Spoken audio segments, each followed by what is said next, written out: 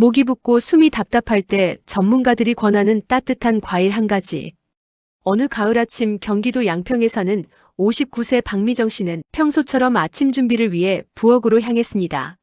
며칠 전부터 속이 더부룩하고 기침이 잦아지던 터라 몸이 무겁게 느껴졌지만 그냥 계절이 바뀌어서 그렇겠지 하고 생각하며 넘어갔습니다. 그러나 이날은 기침이 더 잦아지고 목이 칼칼하게 아픈 느낌까지 들자 조금 불안한 마음이 들었습니다. 부엌 창가에 놓인 과일 바구니 속에서 반짝이는 노란빛 과일이 눈에 들어왔습니다. 어린 시절 시골 할머니가 즐겨 만들어주던 모과차가 떠오르며 목이 아프고 속이 더부룩할 때는 이거만큼 좋은 게 없지라는 말이 머릿속을 스쳤습니다.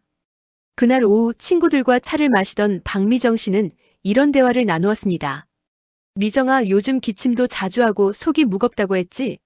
내가 TV에서 봤는데 우리 나이에는 모과가 소화와 호흡, 체내 건강에 아주 좋대.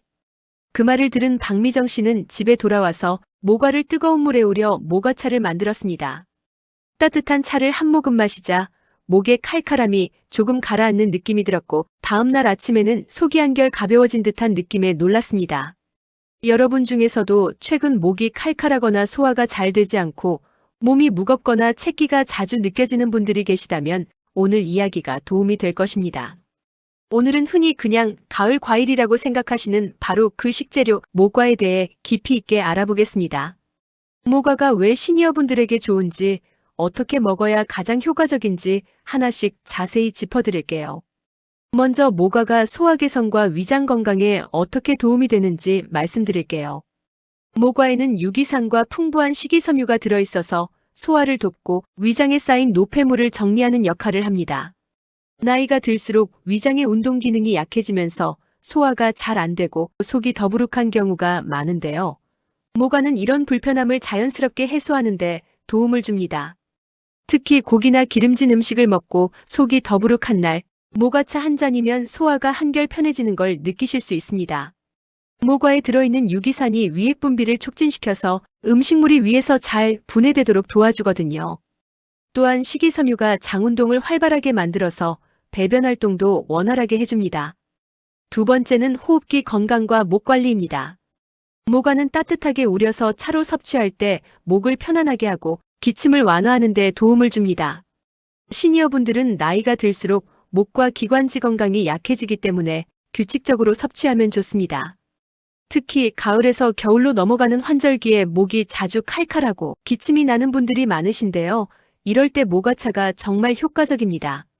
모과에 들어있는 타닌과 유기산 성분이 목의 염증을 가라앉히고 가래를 삭히는데 도움을 줍니다. 한의학에서도 모과는 예로부터 기침과 천식을 다스리는 약재로 사용되어 왔습니다. 만성 기관지염이 있으신 분들이나 잔기침이 오래가는 분들이 꾸준히 드시면 증상이 많이 완화되는 걸 느끼실 수 있습니다. 세 번째는 붓기와 체내 수분 관리입니다. 모과는 체내 수분과 노폐물 배출을 돕는 이뇨작용이 있어서 아침에 일어나 손발이 붓는 분들에게 도움을 줄 수 있습니다. 나이가 들면 신장 기능이 약해지면서 몸에 수분이 쌓이기 쉬운데요. 모과는 이런 수분을 자연스럽게 배출시켜줍니다. 특히 저녁에 짠 음식을 드신 다음날 아침 얼굴이나 다리가 붓는 경험 많이 하시죠? 이럴 때 모과차를 꾸준히 드시면 붓기가 빠지는 데 도움이 됩니다. 또한 모과에 들어있는 칼륨 성분이 체내 나트륨 배출을 도와서 수분 균형을 맞춰주는 역할도 합니다. 네 번째는 혈압과 혈관 건강입니다. 모과에는 칼륨과 다양한 항산화 성분이 있어서 체내 나트륨 균형을 맞추고 혈압 조절을 돕습니다. 고혈압이나 혈액순환 문제가 있는 시니어분들에게 특히 유용합니다. 우리나라 음식은 짠 음식이 많아서 나트륨 섭취가 높은 편인데요. 모과의 칼륨 성분이 이를 중화시켜줍니다. 또한 모과에 들어있는 펙틴 성분은 혈관 내에 나쁜 콜레스테롤을 배출하는 데 도움을 주고 혈관벽을 깨끗하게 유지시켜줍니다. 혈압이 자주 오르내리시는 분들, 혈액순환이 잘 안 되어 손발이 저린 분들이 꾸준히 드시면 증상이 개선되는 것을 느끼실 수 있습니다. 마지막 다섯 번째는 항산화와 항염 작용입니다. 모과에 포함된 폴리페놀과 플라보노이드 성분은 체내 염증을 완화하고 산화 스트레스를 줄여 면역력 유지에 도움을 줍니다. 우리 몸에 만성 염증이 쌓이면 여러 질병의 원인이 될 수 있는데요. 모과는 이런 염증을 자연스럽게 낮춰주는 역할을 합니다. 특히 관절염이 있으신 분들, 몸이 자주 아프고 쑤시는 분들에게 도움이 될 수 있습니다. 또한 항산화 성분이 세포 노화를 늦춰주고 면역력을 높여주기 때문에 감기나 각종 질환 예방에도 좋습니다. 모과가 아무리 좋다고 해도 모든 분들에게 다 맞는 것은 아닙니다. 몇 가지 주의하셔야 할 점들을 꼭 기억해 주시면 좋겠습니다. 먼저 체질이 차거나 위장이 약한 분은 주의하셔야 합니다. 모과는 성질이 차기 때문에 평소 손발이 차고 배가 자주 아픈 분들은 과다 섭취 시 복통이나 설사가 발생할 수 있습니다. 이런 분들은 모과를 드실 때 생강이나 대추 같은 따뜻한 성질의 재료와 함께 우려 드시면 찬 성질을 중화시킬 수 있습니다. 또한 모과차를 진하게 우려서 많이 드시기보다는 연하게 우려서 조금씩 드시는 게 안전합니다. 처음 드실 때는 소량으로 시작해서 몸의 반응을 살펴보시고 괜찮으시면 양을 조금씩 늘려가시면 됩니다. 두 번째, 위염이나 속쓰림이 있는 경우 공복 섭취를 피하셔야 합니다. 모과에 들어있는 유기산 성분이 위벽을 자극할 수 있기 때문에 공복에 진하게 차로 우려 마시면 속이 쓰릴 수 있습니다. 위염이나 위궤양이 있으신 분들은 반드시 식후에 드시는 것이 안전합니다. 급성 위염이 있으신 분이라면 증상이 완화될 때까지는 모과 섭취를 자제하시는 게 좋습니다. 증상이 나아진 후에는 연하게 우린 모과차를 식후에 조금씩 드시기 시작하시면 됩니다. 세 번째, 혈압약을 복용 중이신 분은 섭취 시간을 조절하셔야 합니다. 모과의 이뇨 효과로 인해 혈압약의 작용과 상충될 수 있어서 주의가 필요합니다. 혈압약을 드시는 분들은 모과차를 드신 후 최소 2시간 정도 간격을 두고 약을 드시거나 약을 먼저 드신 후 시간을 두고 모과차를 드시는 것이 안전합니다. 만약 고혈압이나 심혈관 질환으로 약을 복용 중이시라면 담당 의사와 상담 후 드시는 것을 권해드립니다. 그럼 이제 모과를 어떻게 드시면 가장 좋을까요? 체질과 상황에 맞는 방법을 구체적으로 알려드리겠습니다. 첫 번째는 모과차입니다. 슬라이스한 모과를 뜨거운 물에 우려 차로 마시면 소화, 목 건강, 붓기 완화에 도움이 됩니다. 모과차를 만드실 때는 모과를 깨끗이 씻어서 씨를 제거하고 얇게 슬라이스해 주세요.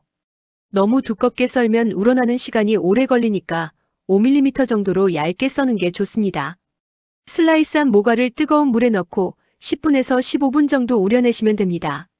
향긋하고 상큼한 모과차가 완성됩니다. 모과차는 따뜻하게 드셔야 목과 소화에 더 좋습니다. 여기에 생강 한 조각이나 대추 2~3개를 함께 넣으면 맛도 좋아지고 몸을 따뜻하게 하는 효과도 있습니다. 두 번째는 모과청입니다. 모과청으로 만들어 하루 1스푼씩 섭취하면 맛있게 건강관리가 가능합니다. 모과청을 만드실 때는 모과를 얇게 슬라이스해서 설탕이나 꿀과 함께 켜켜이 재워주시면 됩니다. 모과와 설탕을 1:1 비율로 섞어서 유리병에 담아 서늘한 곳에 보관하시면 일주일 정도 후부터 드실 수 있습니다. 모과청은 물에 타서 차로 마셔도 좋고 요거트에 넣어 드셔도 맛있습니다. 다만 당분이 포함되어 있으니 당뇨가 있는 분은 주의하셔야 합니다. 당뇨가 있으신 분들은 설탕 대신 올리고당이나 스테비아 같은 대체 감미료를 사용하시거나 아예 청을 만들지 않고 모과차로 드시는 것을 권해드립니다. 그럼 하루에 얼마나 드시면 좋을까요? 건강을 위해서는 적당한 양을 꾸준히 드시는 것이 가장 중요합니다. 모과차로 드실 때는 하루 1~2잔 정도가 적당하고요. 모과청은 하루 1스푼 정도가 좋습니다. 이 정도면 부담 없이 꾸준히 드실 수 있습니다. 섭취 팁을 하나 더 드리자면 체질이 차신 분은 모과를 반드시 따뜻하게 조리해서 드시는 게 좋습니다. 찬물에 우려 드시지 마시고 뜨거운 물에 우려서 따뜻하게 드세요. 또한 다른 허브나 생강과 함께 우려 마시면 소화와 혈액순환에 더 도움이 됩니다. 생강, 대추, 계피 같은 재료를 함께 넣으면 향도 좋아지고 효능도 배가 됩니다. 여기서 가장 중요한 것은 바로 꾸준함입니다. 모과도 한 번에 드라마틱한 변화를 주는 식재료는 아닙니다. 하지만 매일 조금씩 꾸준히 드시면 목이 편안해지고 소화가 잘 되고 붓기가 줄어드는 걸 느끼실 수 있습니다. 최소 2주 정도는 꾸준히 드셔보시길 권해드립니다. 우리가 매일 마주하는 과일과 채소 중에는 약처럼 몸을 돌보는 식재료가 많습니다. 모과도 그중 하나입니다. 속이 더부룩하고 목이 칼칼하며 체내 수분과 혈액순환이 원활하지 않을 때 우리 부모님 세대도 늘 곁에 두고 드시던 그 모과가 지금의 우리 몸에도 힘이 되어줄 수 있습니다. 여러분의 식탁에 모과가 조금 더 자주 올라가길 바랍니다. 다음 영상도 여러분을 위해 정성껏 준비하겠습니다. 궁금한 식재료가 있으시다면 댓글로 남겨주세요. 오늘도 편안하고 건강한 하루 보내시길 바랍니다.